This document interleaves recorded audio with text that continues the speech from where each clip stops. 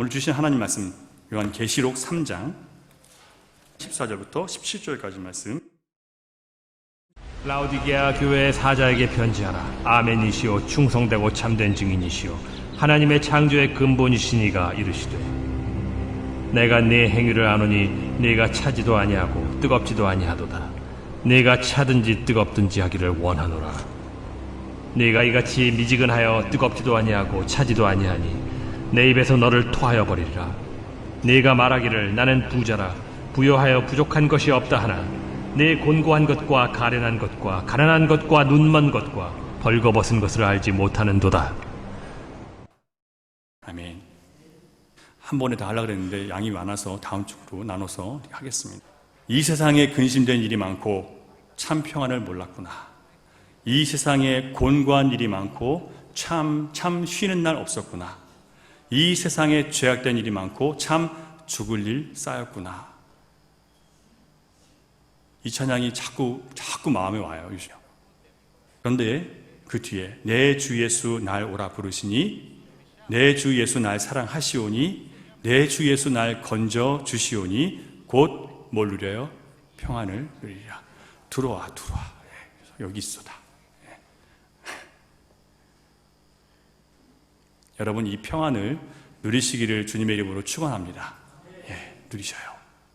하나님은 모두에게 이 평안을 주셨습니다. 하지만 이 평안은 누구나 가질 수 있는 것이 아니에요. 오늘 이 시대에 유행하고 있는 전염병으로 인해서 많은 사람들이 두려움 가운데 지금 떨고 있습니다.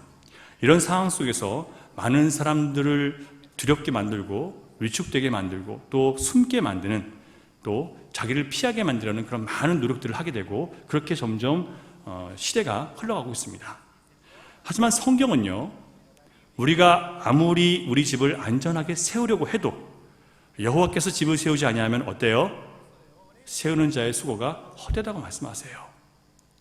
우리가 아무리 나와 내 가족을 전염병으로 지키기 위해서 높은 담을 쌓고 안전하게 지키려고 한다 하더라도 하나님께서 함께하지 아니하시면 어떻게 돼요? 파수꾼의 경성함이 밤새 지키고 있어도 그 모든 것은 헛된 수고라고 성경이 가르치고 있습니다. 아무 노력도 하지 말라는 말씀이 아니고요, 주님의 손길이 없이는 아무도 장담할 수 없다는 뜻입니다. 그래서 무엇보다 중요한 것은요, 우리가 이 시대에 하나님과 나의 관계를 돌아보며 하나님께서 주시는 메시지가 무엇인지 알고 철저하게 주님께 돌아가는 것입니다. 여러분, 전 세계적인 이 전염병은 하나님을 거역하고 각기 제갈길로 가는 교회와 이 세상을 향한 하나님의 진노의 막대기입니다. 성경이 그렇게 가르치고 있고요, 또 그렇게 증거합니다. 따라서 우리가 앞으로 이 어려움을 생각해서 필요한 물건을 많이 사두고 나 자신과 가정을 병으로부터 지켜내기 위해서 이런저런 안전조치를 하는 것도 필요하지만, 만일 여러분이 영적으로 아무것도 준비하지 않고 계신다면 성령의 인도하심을 전혀 따르지 않고 계신 겁니다. 하나님 주시는 메시지를 못 듣고 계시는 거예요. 왜 이 시대에 우리는 이런 재앙을 맞이하게 되는 것일까? 라오디게아 교회의 모습을 통해서 우리는 그 이유를 정확하게 볼 수 있습니다. 주님은 인자가 올 때에 세상에서 믿음을 보겠느냐라고 말씀하셨습니다.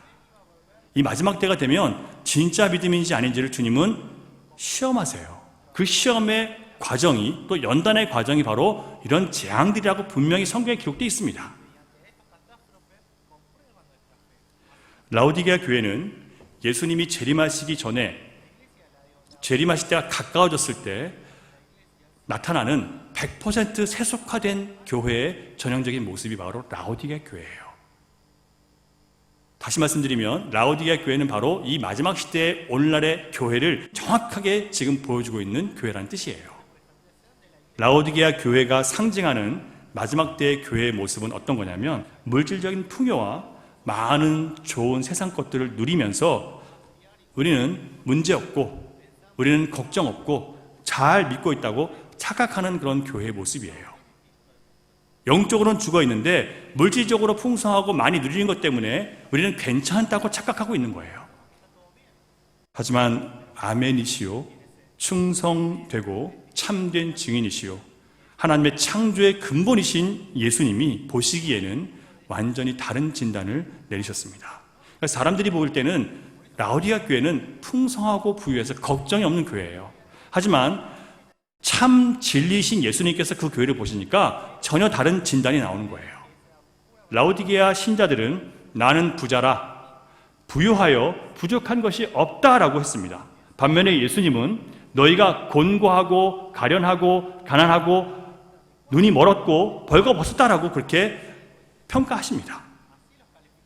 왜 이렇게 다른 걸까요? 라오디게아 성도들은 모든 면에서 풍족했고 부족할 것이 없었습니다. 그런 형편에 대해서 자부심을 갖고 있었고 우리는 안전하다고 생각했습니다. 하지만 주님은 아니라고 하세요. 왜냐하면 그들은 영적인 안목, 영적으로 볼 수 있는 눈이 없었기 때문에 주님은 그들에게 너희들은 안전하다라고 말씀하시지 않는 거예요. 여러분, 누구의 진단이 옳습니까? 당연히 예수님의 진단이 옳죠. 우리의 진단이 옳지 않고요, 예수님의 판단이 옳아요. 왜냐하면 예수님은 진리이시기 때문에. 예수님은 항상 옳고 우리는 가끔 옳습니다. 맞습니까, 여러분? 예수님은 항상 옳아요. 우리는 가끔 옳아요. 그래서 우리는 항상 진리이신 예수님을 따라가야 되는 거예요. 그런데 여러분, 세상에서 좀 성공하고 또 인정받고 이런 사람일수록 진리이신 주님보다 자기 자신에 대한 확신이 많아서 내 생각, 내 주장, 내 경험, 그걸 따라가기가 더 쉬워요. 그래서 세상에서 잘난 사람이 주님을 제대로 믿는 게 더 어려운 거예요. 자, 그러면 우리는 오늘 본문을 통해서 이 벌거벗은 교회, 주님이 뭐라고 판단하셨냐면 차지도 덥지도 않다라고 판단하세요. 라오디게아 교회를 향해서. 그래서 예수님이 토해버리고 싶어 하시는 교회, 그 교회가 바로 어떤 교회라고요? 오늘날의 이 시대의 교회라는 뜻이에요. 차지도 덥지도 않아서 주님이 토해버리고 싶어서, 토해서 내쳐버리고 싶은 교회가 바로 이 마지막 시대의 오늘날의 현대 교회라고 우리는 알아야 됩니다. 참 아프죠. 아프지만 이게 주님이 하신 말씀이기 때문에 진리예요. 그러면 오늘날의 교회를 향해서 차지도 덥지도 않아서 미지근해서 토해버리고 싶다고 말씀하시는 주님은 그럼 어떤 주님이신가? 우리가 먼저 그것을 살펴보기를 원합니다. 17절을 같이 보겠습니다. 17절 시작.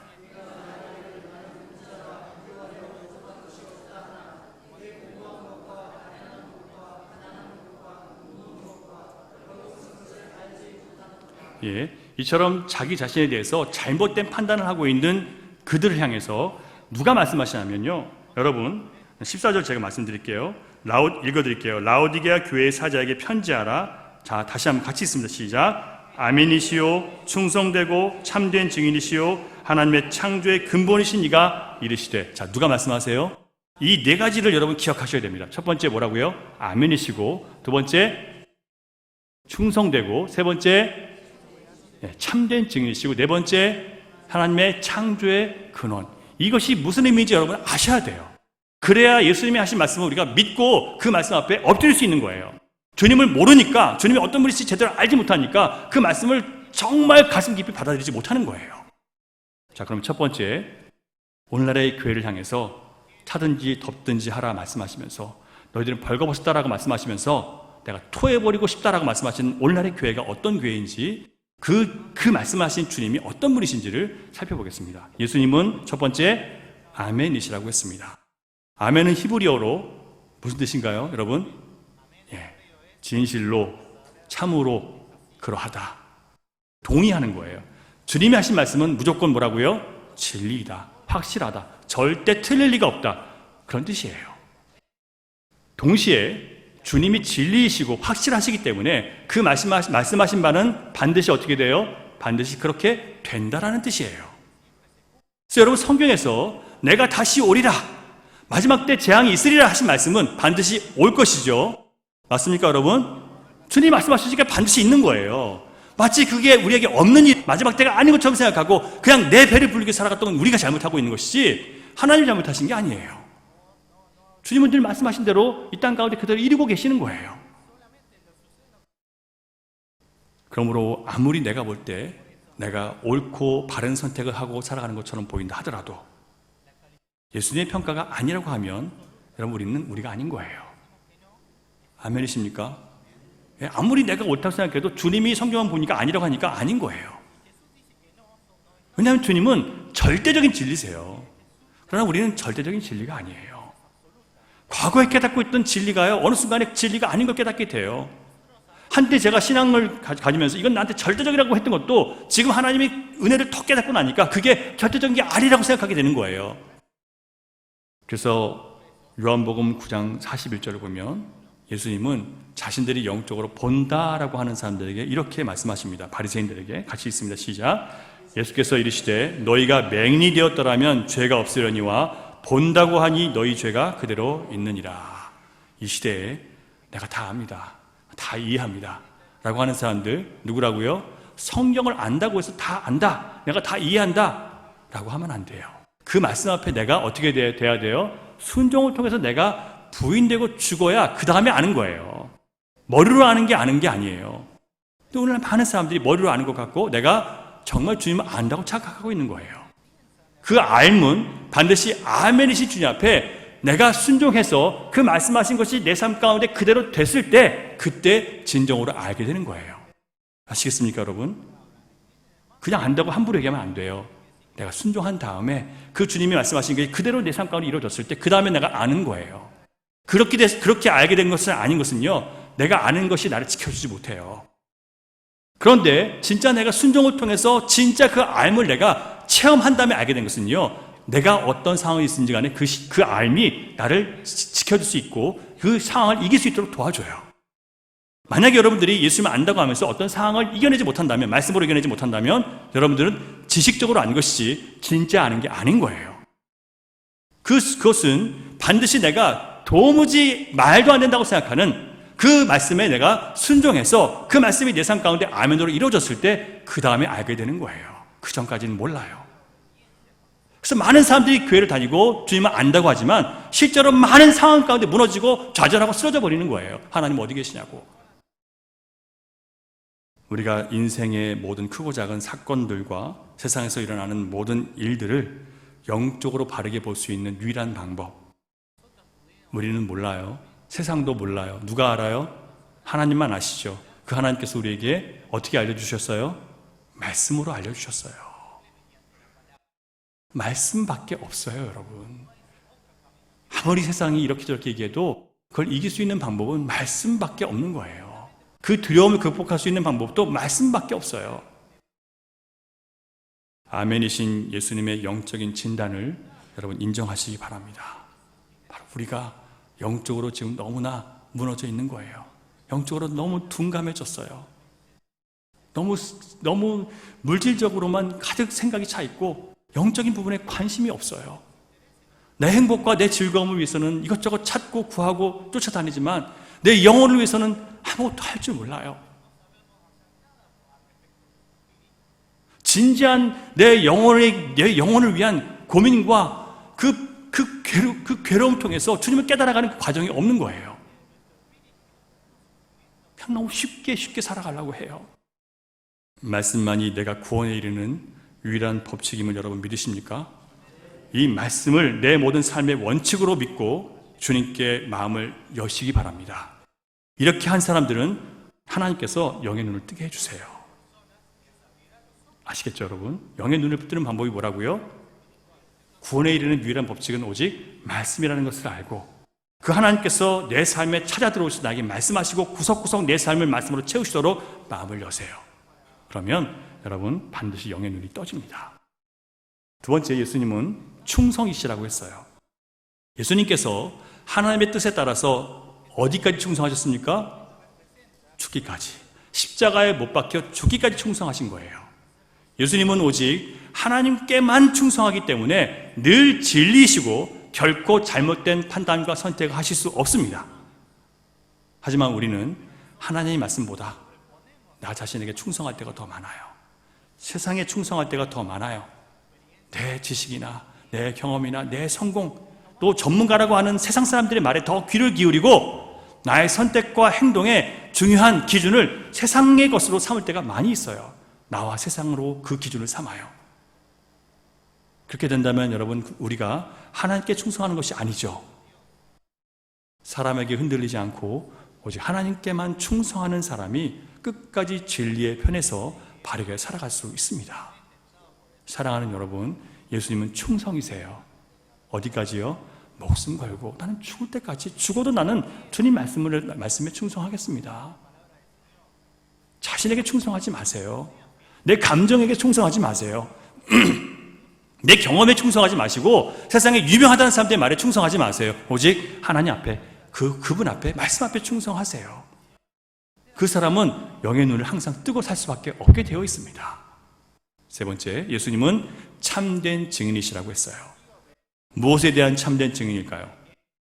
주님이 증인이신데 무엇에 대한 증인이시냐고요? 우리가 이런 한 가지를 잘 알아야 되는 이유가, 그걸 통해서 우리가 얻을 수 있는 너무나 놀라운 은혜들이 있어요. 자, 예수님은 이 땅에 오셔서 죄를 해결하기로 오셨죠. 왜냐하면 그 죄로 인해서 우리 모두가 사망의 두려움 가운데, 영원한 지옥의 두려움 가운데 살게 된 거예요. 자, 그러면 예수님께서 이 땅에 오셔서 그 모든 우리의 죄의 짐을 담당하시고 죽으시고, 하나님께서 그 죽으신 예수님을 다시 살리심으로 뭘 증명하셨을까요? 우리의 죄가, 사망의 권세가 예수 그리스도의 보혈 아래 어떻게 됐어요? 해결됐다는 거예요. 이게 감격이 안 오세요?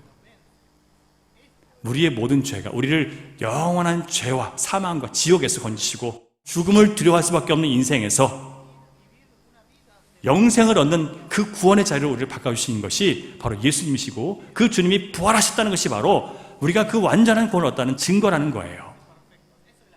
그래서 주님이 참된 증인이신 것은 뭐에 대한 증인이라고요? 우리가 얼마나 확실한 구원을 얻었는지, 이것에 대한 증인인 거예요.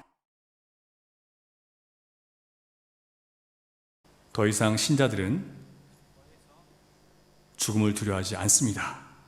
죽음은 더 이상 우리에게 아무 효력을 발휘할 수 없기 때문에 그래요.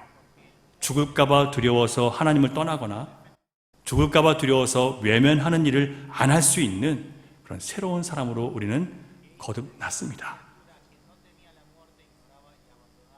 예수님을 믿는 우리는 그 주님의 십자가 때문에 죽음이 멸망이 아니라, 끝이 아니라 영원한 하나님 나라에 들어갈, 더 좋은 나라로 들어갈 축복의 문이 되어버린 거예요.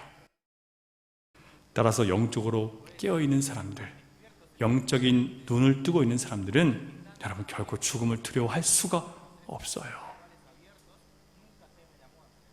내가 안 두려워할 거야 라고 되는 게 아니라, 이 구원의 복음을 정확하게 알고 있는 사람들은 죽음이 두렵지가 않은 거예요.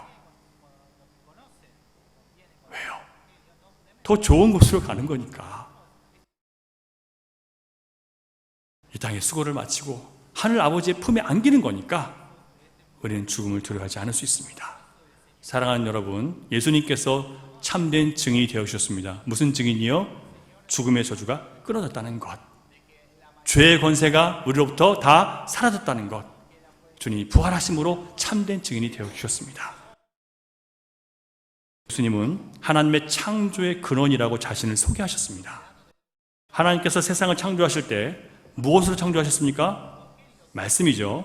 요한복음 1장 1절부터 3절 같이 한번 읽겠습니다. 시작. 태초에 말씀이 계시니라. 이 말씀이 하나님과 함께 계셨으니 이 말씀은 곧 하나님이시니라. 그가 태초에 하나님과 함께 계셨고 만물이 그로 말미암아 지은 바 되었으니 지은 것이 하나도 그가 없이는 된 것이 없느니라.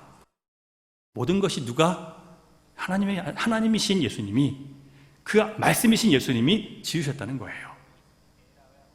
창세기 1장 3절을 보면 태초에 어떻게 말씀이 세상을 창조했는지를 보여주고 계시는데요. 하나님이 이렇게 말씀하세요. 하나님이 이르시되 빛이 있으라 하시니 어떻게 돼요? 빛이 생겨요. 낮과 밤을 나눠지라 하시니까 나눠져요. 무슨 얘기냐면 주님이 그렇게 말씀하시니까 그렇게 되는 거예요. 바로 하나님께서 말씀하시니라. 그 말씀이 누구시라고요? 예수님이신 거예요. 그래서 말씀이신 예수님께서 태초부터 이 세상을 창조하신 하나님의 창조의 근원이 되시는 거예요. 자, 그럼 여러분, 예수님이 말씀하실 때 우리는 지금 누구의 말씀을 듣는 거예요? 창조주 하나님 말씀을 듣는 거예요. 오늘 이 땅에 임한 전 세계적인 전염병에 대해서 이미 예수님은 경고하셨습니다.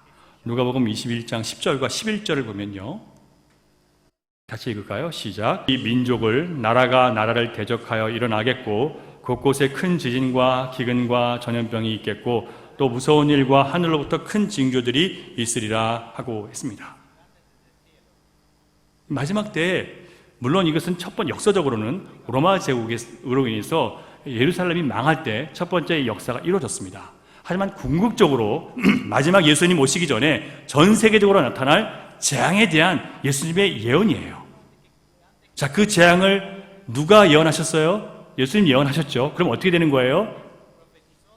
아멘이시고 충성이시고 또 제가 잊어버렸네요.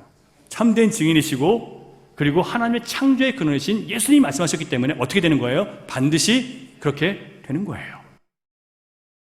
하지만 이 재앙을 일으킨 원인은 예수님이 아니시라 인간이에요.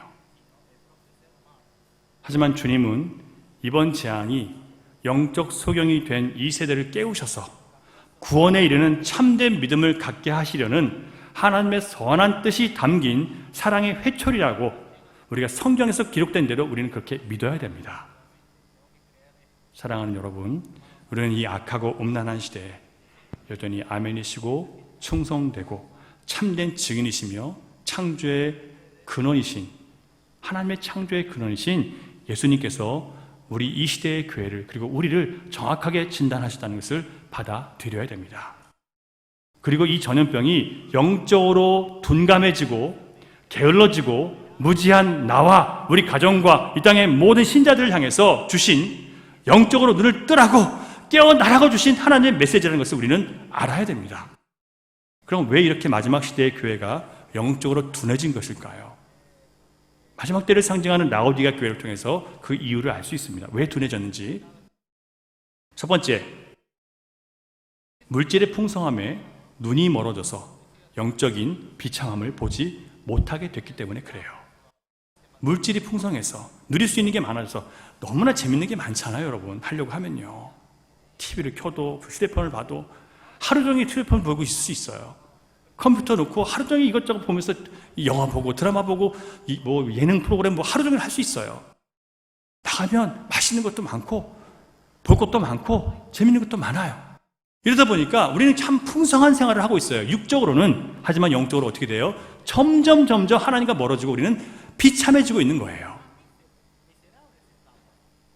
라오디게아라는 도시는요, 현재 터키에 위치해 있는 도시로서 사도 요한이 활동하던 당시에 아주 부유하고 풍족하고 번창한 상업도시였습니다. 직물 산업이 활발했고 유명한 의과대학이 있었고요. 그래서 좋은 안약을 만들고 생산하는 것으로 유명했고 또 기병을 치유하는 또 좋은 약을 만들어내는 것으로 유명했대요. 게다가 상업도시다 보니까 그때부터 벌써 부유한 은행들이 있었다는 겁니다. 놀랍지 않으세요? 이게 당시에 AD 90년대예요. 근데 은행이 벌써 있었다는 거예요. 이 도시의 물질적인 풍요로움은 상상할 수 없을 만큼 당시에 이미 경기장이 있었고 그리고 극장이 있었고 운영 경기장은 올림픽이나 투기, 싸우는 거 그런 것들을 할 수 있는 그런 경기장이었고 그리고 공중 목욕탕이 있었는데 수백 명이 들어가는 목욕탕들이 있고요. 그 당시에 이미 집으로 들어오는 수도시설이 있었대요. 놀랍지 않습니까, 여러분?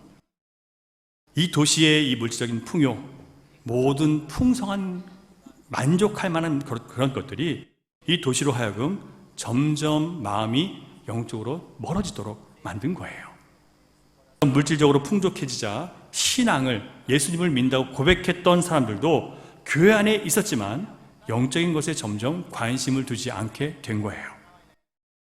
물질적인 풍요와 현실적으로 걱정 없는 삶이 그들의 영혼이 부유하고 영혼이 안전하다는 것을 절대로 상징하는 게 아니에요.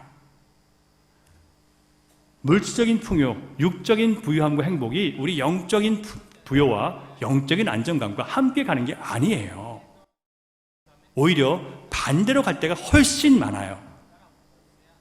사람이 부유해지면 교만해질 수밖에 없고요. 넉넉해지면요, 즐기러 다닐 수밖에 없어요. 전에 안 하던 것들, 못 하던 것들 한번 해보는 거예요. 그런데 그게 절제가 될까요? 예수님 안에 있는 사람은 절제가 안 돼요. 두 번째, 라오디게아 교회가 영적 소경이라고 진단받게 된 이유는 차지도 않고 덥지도 않은 그들의 미지근한 신앙 태도 때문이었습니다. 차지도 않고 덥지도 않다는 표현은 라오디게아라는 그 도시의 상황을 그대로 반영해서 말씀하신 거예요. 예수님은 항상 그들이 잘 알고 있는 것을 갖고 말씀하시는데 무슨 내용이냐면 라오디게아라는 이 도시는요, 다른 두 도시에서 물을 끌어다 써야 되는 상황이었습니다. 물이 없는 곳이었기 때문에 두 도시에서 물을 끌어다 쓰는데 먼저 히에라폴리스라는 온천 도시에서 물을 끌어와요. 지금은 터키의 파무칼레라는 아주 유명한 온천 도시입니다. 근데 거기서 물을 끌어다 오는데 그게 한 11km 되는 그 수로를 따라서 오다 보니까 뜨거운 물이 어떻게 될까요? 미지근하게 식어버리겠죠. 그래서 그 물을 마시잖아요. 그러면 토가 나올 정도로 굉장히 고약하다는 거예요. 석회질이 많이 섞여 있는데 토가 나올 정도로 고약하다는 겁니다. 또한 그 물은 그래서 그냥 목욕을 하거나 씻는데 생활용수로 주로 쓰고요. 마실 물은 어디서 끌어오냐면 골로새라는 곳에서 16km 떨어진 곳에서 거기서 시원한 물이 오는 거예요. 그래서 16절을 보면 네가 이같이 미지근하여 뜨겁지도 아니하고 차지도 아니하니 내 입에서 토하여 버리라. 이 말은 히에라폴리스에서 내려오는 그 뜨거운 온천수가 미지근해져서 마시면 어떻다고요? 토가 나올 만한 그런 상황이거든요. 지금 이 라오디게아에 있는 교회가 그런 상황이라는 거예요. 하나님 보시기에. 자, 그렇다면 미지근한 신앙 상태 구체적으로 어떤 것일까요?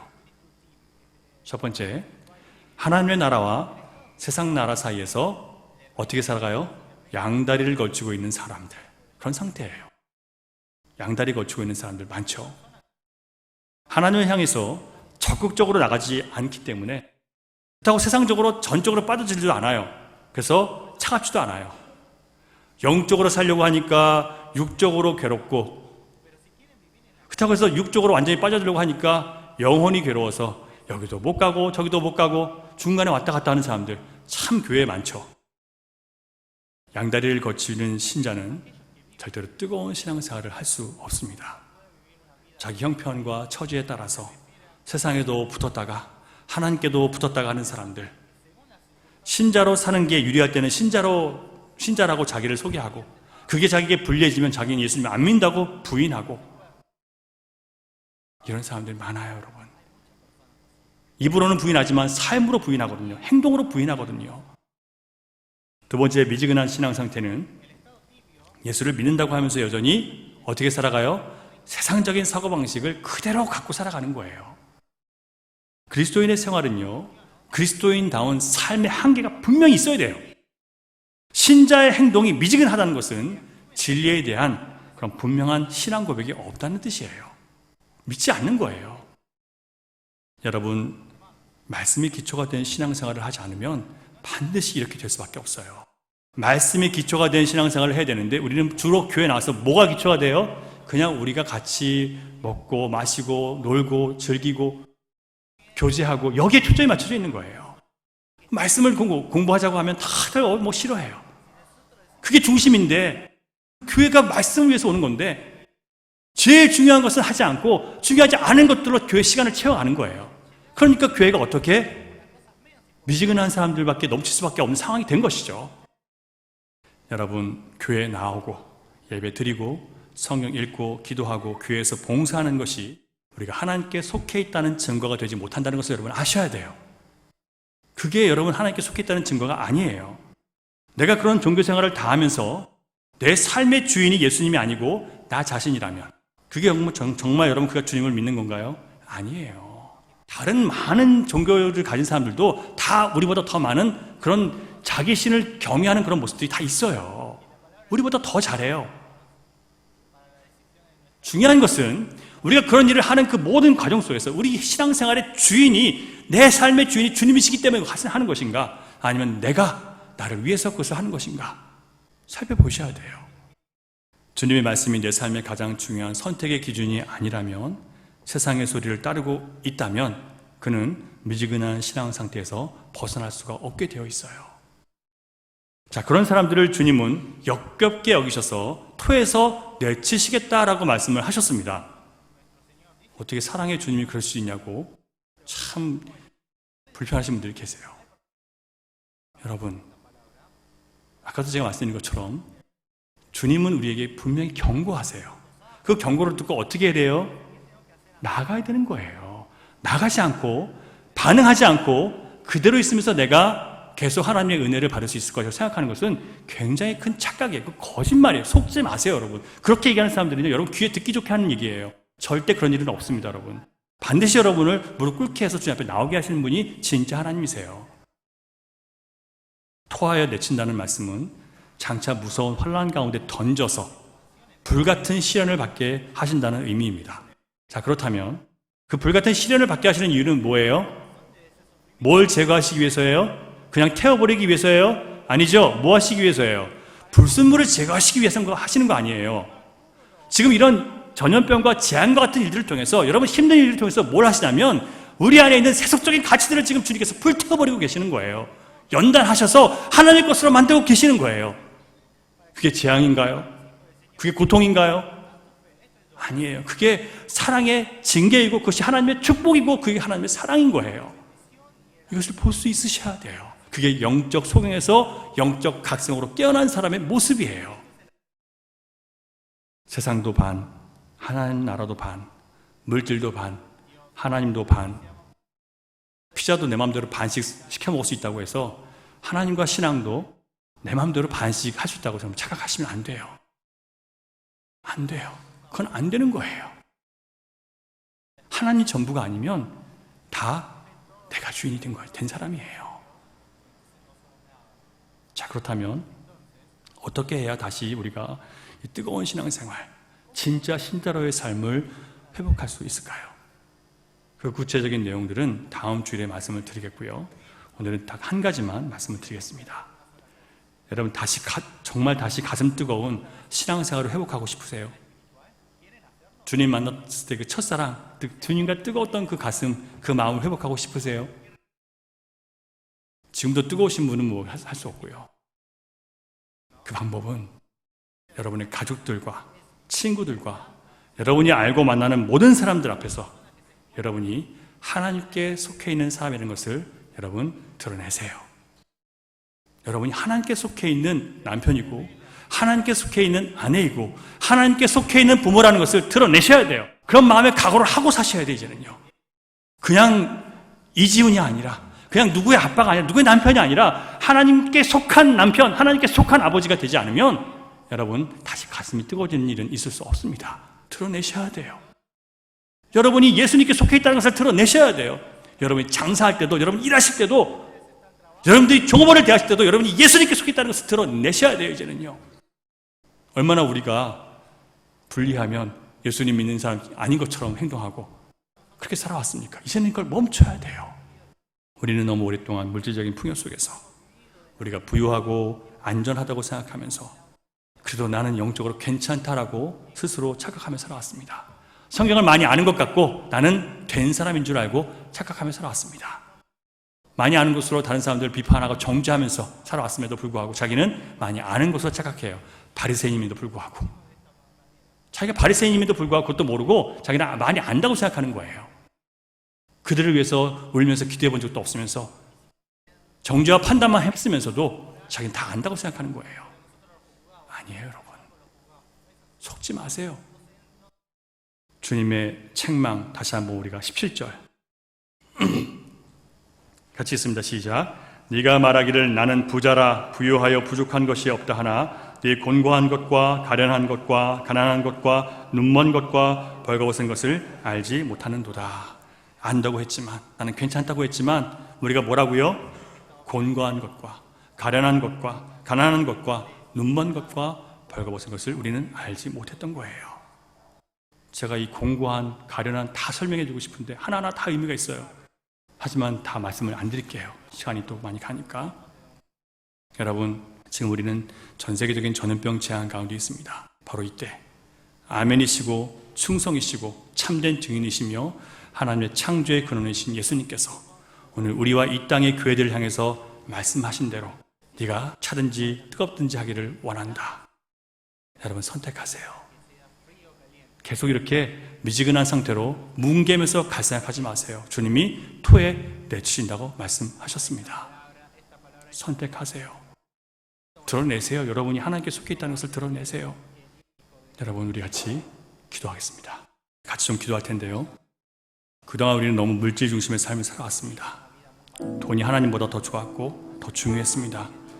내 마음 편하게 사는 삶이 하나님 자녀로서 감당해야 되는 십자가의 삶보다 더 중요했습니다. 그래서 우리는 마음이 뜨겁지 않습니다.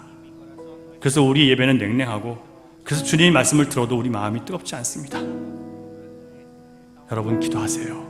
주님, 더 이상 양다리 걸친 삶을 살고 싶지 않습니다.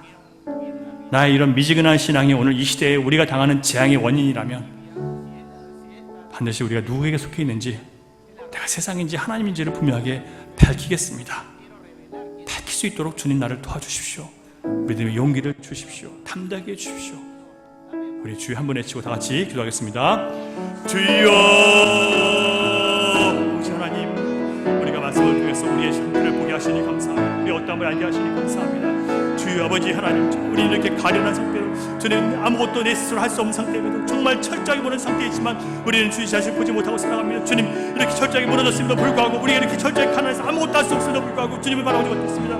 이 시간 주님을 바라봅니다. 주님, 이 정말 주님을 믿는 사람으로서 주님, 내가 예수의 사람이라서 철저히 드러내고 살아가겠습니다. 내 아내와 내 자식과 내 남편과 내 아버지 주변 모든 사람들에게, 내 종업원들에게, 내 함께를 모든 사람들에게 내가 하나님께 속해 있는 사람이라서 드러내겠습니다. 더 이상 미지근하고 아버지 더 이상 식어버린 그 모습으로 구역질 나는 그런 교회 신자가 되지 않도록 인도해 주시옵소서. 이 정말 내가 하나님께 속해 진짜 시대의 모습을 드러내시게 하시며, 이 마지막 재앙의 때에 주님만이 나의 하나님이시며 주님만이 나의 구원이시며 주님만이 영광이시며 드러내시며 저희 머리가 될 수 있도록 인도하시게 함께하여 주옵소서. 주여, 우리 마음을 좀 뒤집어 보주시옵소서. 갈아엎어 주옵소서. 주님, 영적 소개에서 영적 각성으로 깨어난 자들로 우리 변화시켜 주시고, 이 세대를 분별할 수 있는 자를 내게 하시며, 이 세대 가운데 주님 하나님의 음성을 듣게 하시며, 이 세대가 주님의 음성을 듣게 하시며 진짜 신자의 삶을 살아낼 수 있는 아버지의 귀한 자를 낼 수 있도록 인도하시고 함께하여 주시옵소서. 도와주시옵소서. 하나님, 이 시간 우리를 이렇게 예배 자리에 오게 하시고 하나님 말씀을 통해서 우리 자신을 돌아볼 수 있는 시간 갖게 하시니 감사합니다. 주님, 이렇게 우리는 눈먼 자들입니다. 우리의 물질에 빠져서 우리 현실의 편안함 속에서, 현실의 풍요함 속에서 우리가 영적으로 빈곤하고 비참한지를 알지 못했습니다. 오직 주님 말씀을 통해서 다시 한번 깨닫게 하셨습니다. 재앙을 통해서 우리가 깨닫게 되었습니다. 이제 세상적인 모든 풍요와 세상적인 모든 좋은 것들을 뒤로하고 나의 왕 되신 주님, 나의 모든 것 되신 주님을 따라 이 마지막 때에 주님의 살아계심을 증거하며 내가 하나님께 속해 있음을 드러내는 신자로 살아가기를 원합니다. 주여, 우리를 도와주시옵소서. 성령님 친히 우리를 주장하여 주시옵소서. 이 마지막 때에 살아가기를, 주님의 뜻대로 살아가기를 원하는 주의 종들에게 하늘의 문을 열어주시고 성령의 불을 다시 한번 이 시간 붙여 주시옵소서. 오늘 예배하는 모든 성도들 한 사람도 건강이 이상이지 않도록 주님 지켜주시고, 아버지 하나님 나라 가는 그날까지 하나님께만 영광 돌리며 주 십자가 보혈 아래서 늘 안전한 주의 종들 될 수 있도록 축복해 주시옵소서. 믿사오며 예수님 이름으로 기도드립니다. 아멘. 우리 함께 봉헌 찬양 드리겠습니다.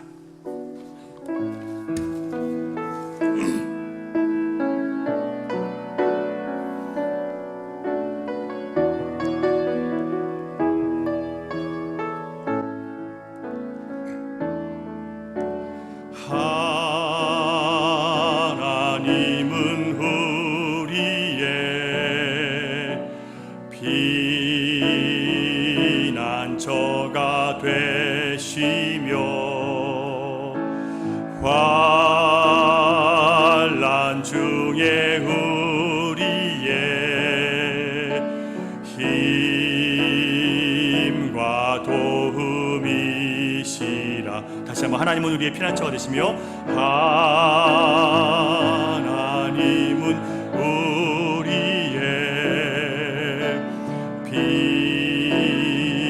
피난처가 되시며 환난 중에 우리의 힘과 도움이시라. 너희는 가만히 있어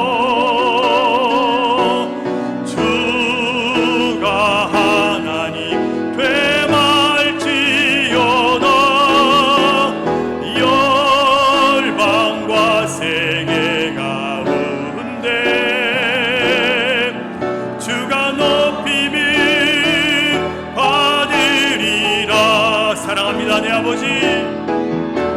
사랑합니다, 내 아버지. 찬양합니다,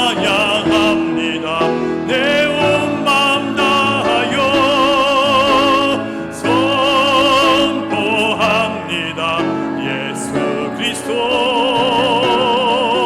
주님 오심을 기다리며 사랑합니다 내 아버지 고백하십시오.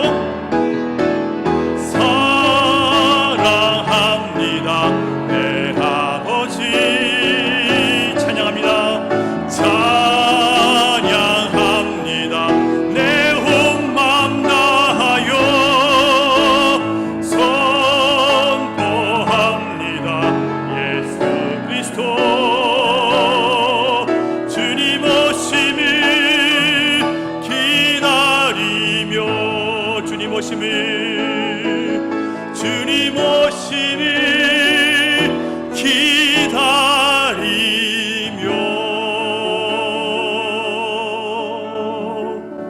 기다리며 다시 오실 주님을 기다리며 이 재앙 가운데 가만히 잠잠히 하나님의 하실 일들을 바라보며 주님을 묵상하는 주의 종들을 이 시간 축복해 주시고 그 살아가는 날들 동안 하나님 지켜주시옵소서.